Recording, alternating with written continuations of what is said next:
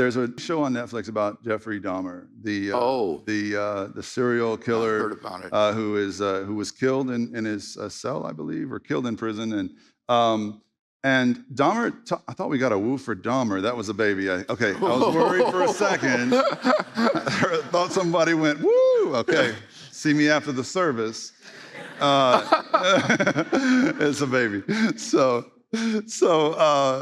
Dahmer has said said before he died in multiple interviews with various media outlets that one of the things that made it easier for him to take lives in such just an awful, heinous way was his avid belief in a pure naturalism, like the idea Yes. that all that exists is the natural world. There's nothing supernatural at all.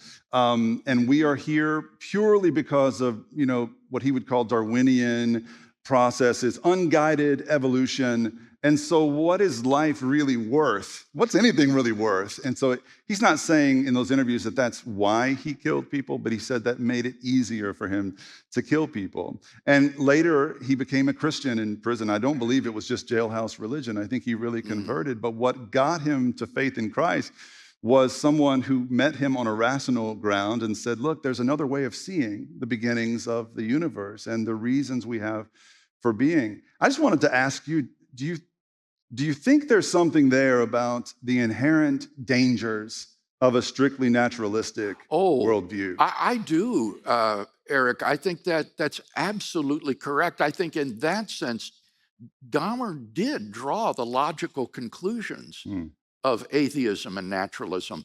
When you study the atheistic worldview, it is very dark because there is no purpose for which we or the universe exist. Eventually, the universe will suffer a sort of thermodynamic heat death so that nothing we do makes any difference. We are headed on a path toward annihilation and oblivion. And really, nothing matters in the end. It always turns out the same.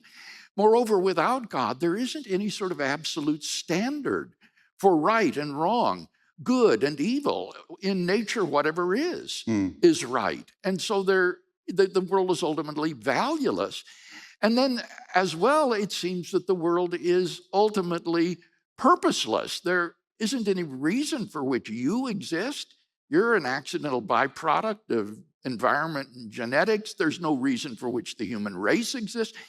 There's no reason for which the universe exists. It's just the product of an accidental explosion that is destined to perish in 100 billion years or so. Yeah.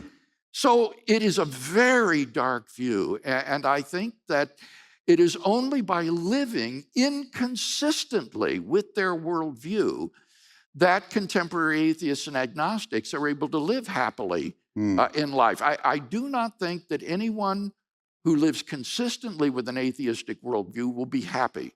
He will be in despair, as many French existentialist philosophers and others have expressed. On the other hand, if he does manage to live happily, it's only because he lives inconsistently with his worldview. He takes a leap of faith and affirms objective moral values and duties, the objective meaning of his existence, and some sort of purpose to his life and the life of the universe, even though he has no right to those values in virtue of his worldview.